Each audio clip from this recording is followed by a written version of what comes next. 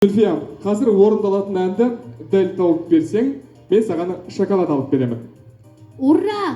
Шоколад шаршағанды басады дейді. Мен де аздап шаршап қалған сыңайлымын. Шоколад әперсеңіз жақсы болар еді. Жарайды.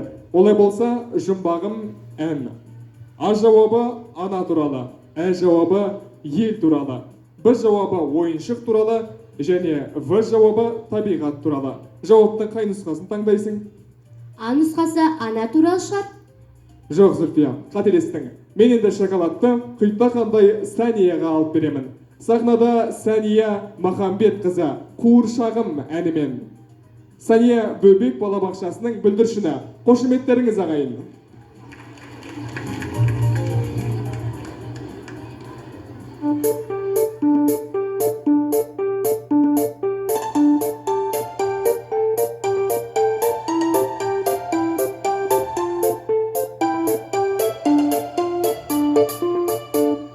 Қуыршағым қазақша ән айтуды біледі, арғаумен әнінің арғауы жүреді. Жарасымды сәнеде, жарасымды әнеде, менің қуыршағыма қазағады бәреде, менің қуыршағыма қазағады бәреде.